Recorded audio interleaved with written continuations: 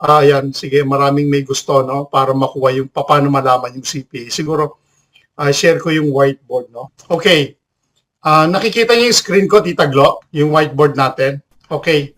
Sir Paul, nakikita mo yung screen ko? Yep. Okay, yung whiteboard natin. Okay, sige, sige. Okay, good, good. Thank you, Gary, no. Thank you, Ferab. Okay, pagdating sa CPA, no, sa CPA, una muna, discuss muna natin, no, yung 24x. Kapag naglagay ka ng $100, no, sa iyong account, yung binabanggit ni Sir Paul, times 24, no, times 24, yun yung tinatawag nating amplification, that will be $2,400. Okay. Ano yung $2,400 sa mga bago? Hindi mo pera yan. Okay? Ang pera mo, $100 lang. Pero in-amplify niya, sabi nga ni Sir Paul, pinalaki niya yung pera mo para lumaki ang trading money mo. So that's your trading money. So ito ang pinantataya ng company, itong 2,400 na yan, instead of your $100, para makapasok ka doon sa trading system na ginagawa ng Sonic AI. So sa madalit salita, pinahiram ka, no, ng 24 times ng iyong Sonic, no, ng iyong tag market para magkaroon ka ng malaking trading money. Ngayon, kapag kumita yan, ibibigay niya yan sa iyo, no? Kung kumita yung $100 mo ng $10, that will be yours.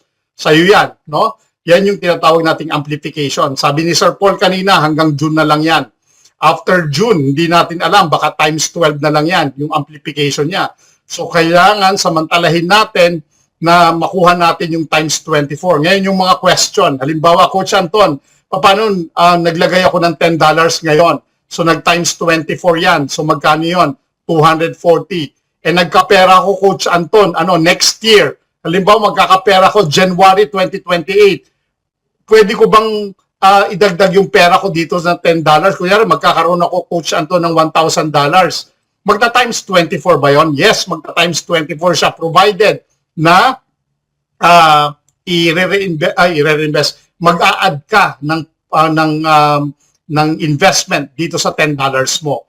Magta-times 24 yan. Automatic yan. Forever na yung times 24 mo. Kaya we encourage people, yung mga bago ngayon na nandito sa ating negosyo, na kung wala ka pang pera, start with the $10. At least, no, meron ka ng times 24. Kasi ang ating promotion, when we say promotion, temporary, hindi yan yung forever, no? Walang forever, sabi nga ni John Lloyd, no? Kailangan, ang tawag dito, mailagay natin yung pera natin ngayong June, this month of June, then magta times 24 niyan kahit magkano pa idagdag mo diyan. Kasi nakapagsimula ka na ng multiplier of 24. Kasi kung bumalik yan sa times 12, instead ng kita mo halimbawa, no, $10 dahil nag-times 12 lang yung hindi ka nag-register o nag-register ka pero hindi ka naglagay ng pera, 120 lang yan. So ang kita mo instead of $10 example, $5 lang nakalahati. Bakit? Kasi ang amplification niya times 12 lang. Nakuha natin. Ngayon, ito maganda. Paano natin makukuha yung CPA? Binanggit ni Sir Eddie kahapon, no, nakikita ko yung kanyang illustration, no. When you get the CPA, example si Sir Paul ito si Paul, meron siyang invite. Kunyari ako ang invite niya si A, no? Ako yung direct niya ako, ha? Ibig sabihin ng direct, ako, nag-sign up ako sa kanya. Ngayon, pina-sign up niya halimbawa si B, no? Si Bubuli, no? Si B, no? Tapos ngayon, si C, pina-sign up niya, no? So sa madalit salita, no? Example lang ito, no? Kahit walang 10 yung pina-sign up mo, no? Kahit walang 10. Example, si D naman, no? Si Danny, pina-sign up niya rin. Lahat yan direct niya. Ang rules ng CPA 1, okay, CPA, okay, ang CPA, ang rules niya, para makuha mo yung 1%, ang sabi niya, direct invite. Ibig sabihin, yung nag-sign up sa'yo mismo, direct niya, okay? Para makuha mo yung CPA 1 na yan, okay? Ako, naglagay ako example ng 2,500 ngayong buwan na to, okay?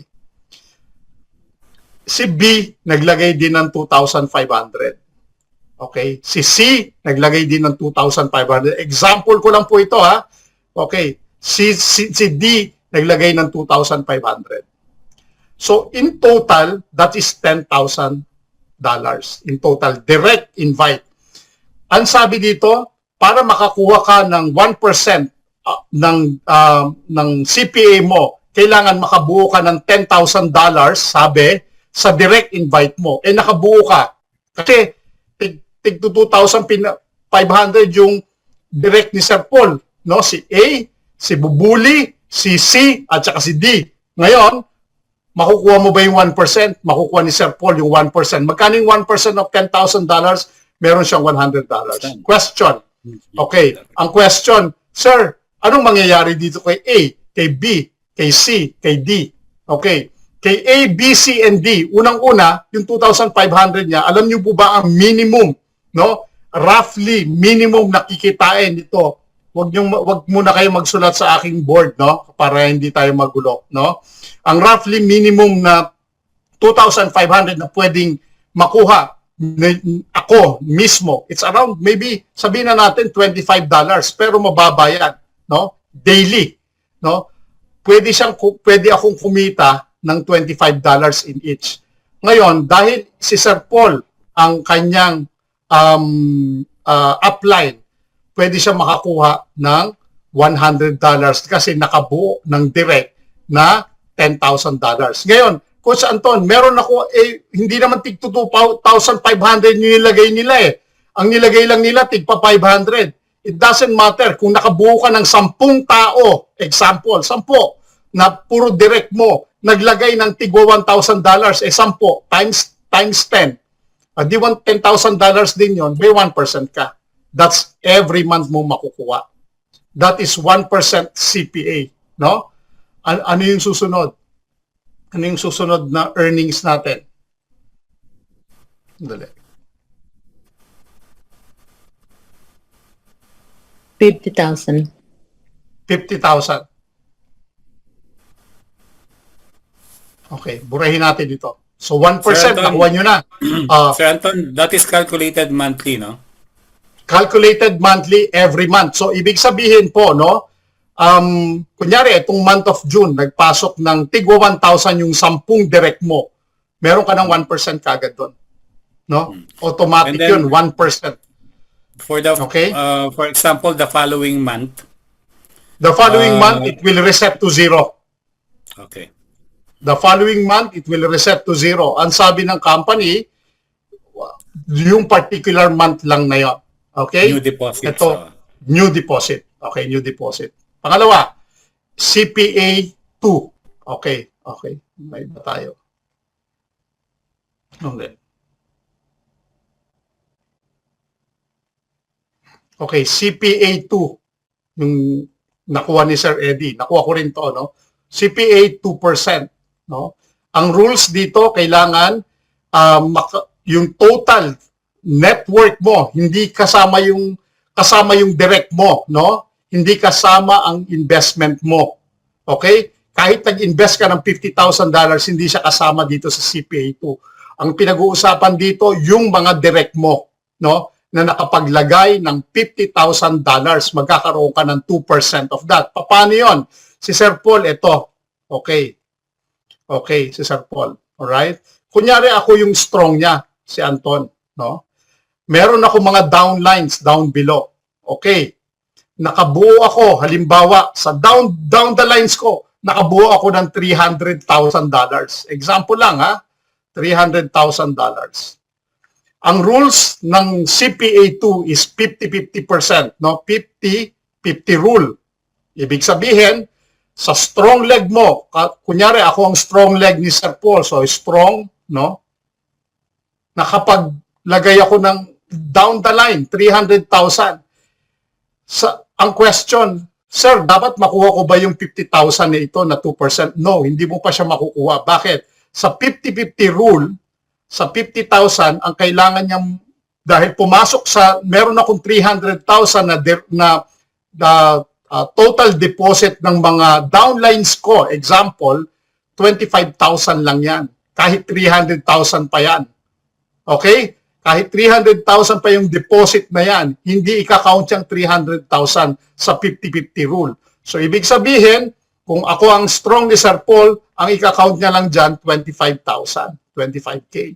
Ngayon, the rest of your affiliates, kunyari, ang affiliate niya ay si B, si C, si D, si E, si F, kahit sino pa yan. Ito yung tinatawag nating the rest of the affiliate o yung tinatawag nating, ayoko kasing tawaging weak. So sabihin na lang natin na weak affiliate o yung mahinang affiliate mo. Yang mahinang affiliate mo yan, si B, C, D, E, and F. No? Nakabuo. No? Kunyari si B, sa total niya, sa total network ni B, ng mga tao mo, nakabuo yan ng $10,000. Okay. Si C, nakabuo rin niya ng another $10,000. Example.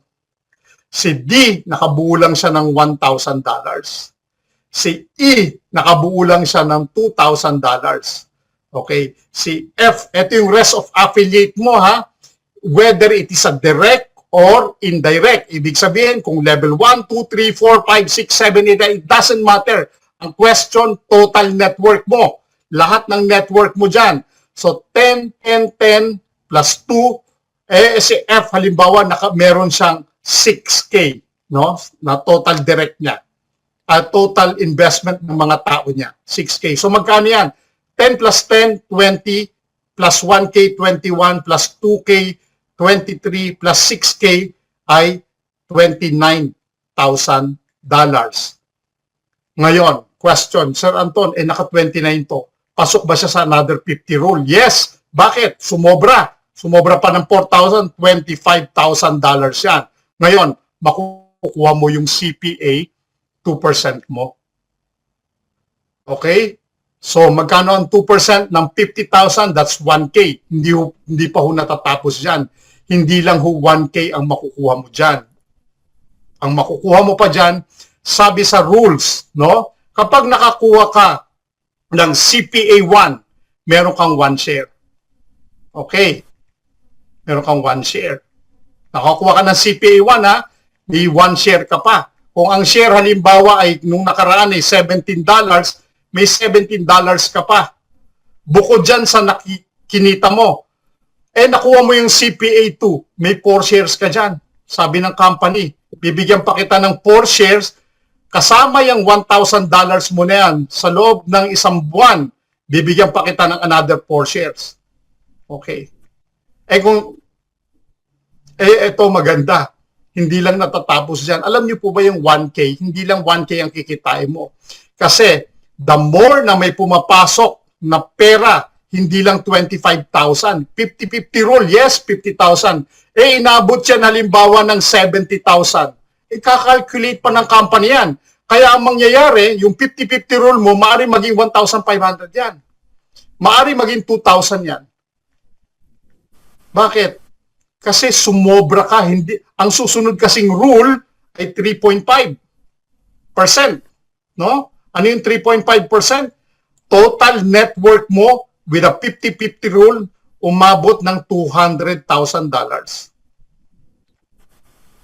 Ngayon, kunyari ako yung strong, meron akong $300,000, pasok na kagad kay Sir Paul yung 100,000 doon sa 3.5%. Ngayon, ang tatrabahuhin mo, yung B, C, D, E, F, na makapag-produce ng another $100,000 para makuha mo yung 3.5%. How much is 3.5% of $200,000? That's $7,000. So kung nakuha mo ang 1%, meron kang 100. Kung nakuha mo ang 2%, meron kang 1,000 and above. Kung nakuha mo ang 3.5%, meron ka pang more than $7,000. Sa loob ng isang buwan, kung nakuha mong lahat yan, you have a guaranteed, no? Pero yung kinikita mo daily, a guaranteed of a little more than, o a little less than $10,000 or more. Depende kung gaano kadami ang kinikita mo. Magkano yung $10,000 sa loob ng isang buwan? That's already around 600,000 o 630,000 pesos. Pambili mo na yon ng brand new car mo sa loob ng isang buwan. Ito, pinag-uusapan natin, 3.5%. Okay? mind you guys, no, these three, no, nakuha ko po yan, 1%, 2%, and 3.5%. Okay? And I'm working on hard to get all the 3.5%. Yan ang mino-workout ko at the moment. Kasi okay na ako sa 1%, okay na ako sa 2%, it's given, pero I'm working on my 3.5%. But kung makukuha ni Sir Paul halimbawa ang 2%, no, I have to work out on 3.5%. Bakit? Kasi kapag nakuha na ho ni Sir Paul ang 2%, hindi ko na ho makukuha yan. Nakuha mo? Bakit no hindi ko na makukuha? Hindi ho pwedeng ibigay ng company lahat puro 2% from first level, no? Ako yung first level niya, so hindi ko makukuha. But the second level, makukuha niya yung 2%. The third level, hindi niya makukuha. The fourth level, makukuha niya na yung 2%. Kaya kailangan mabilis tayo, no? Paano natin pagalawin yung ating CPA. Ang kagandahan dito sa CPA, guys, meron kang monthly na pwede mong abangan depende sa trabaho na ginagawa mo. How you work on it, how you deal with people, how you talk to people, how you bring this business to people, kung gaano kaganda. No hyping. Tandaan nyo po huwag kayong mag-hype. Huwag nyo ipapakita yung earnings na hindi sa inyo. Tandaan nyo po, no? Ipakita nyo yung earnings nung sa inyo for them to, para makita nila na, ito yung kinikita ko ngayon, no? Ipakita ninyo. Bakit? Kasi, sooner or later, tatanungin kayo niyan, yung pala, di mo naman pala kinita, bakit mo pinapakita sa akin? Di ba pangit? Ang maganda po, ganito, no? Ipakita nyo yung tama, yung tama lang, no? Na kinikita nyo. Kung ano man yung kinikita nyo ngayon, yun ang ipakita nyo and ask for help of your uplines. Ano ba yung pwede kong gawin para ma-reach ko to? Kasi kung halimbawa, na-reach ko halimbawa yung 2%, ngayon, ang gagawin natin sa mga aspiring leaders natin, they will reach 1%. Pag na-reach nila yung 1%, kailangan ma-reach mo yung 2%. Pag na-reach nila yung 2%, kailangan ma-reach mo yung 3.5%. Ganun po. Kaya anong sinasabi ni Kenny? Help pati ni Anthony. Help the people to reach the CPA level. If they reach 1%, you get the 2%. When they reach 2%, you get the 3.5%. When they reach the 3.5%, get the 5%. Lahat po yan mangyayari. Bakit po? Tuloy-tuloy yung ginagawa natin. Ang nangyayari sa atin, hindi humihinto yung ating negosyo. Anong nangyayari po? Padagdag ng padagdag. Tama po, reinvest tayo ng reinvest. When we reinvest, it adds up to our total net worth. Nag-a-add po yun. Bakit? Kunyari, ang month of May, si Sir Paul, naglagay siya halimbawa ng 2,500. No? Month of June, I mean.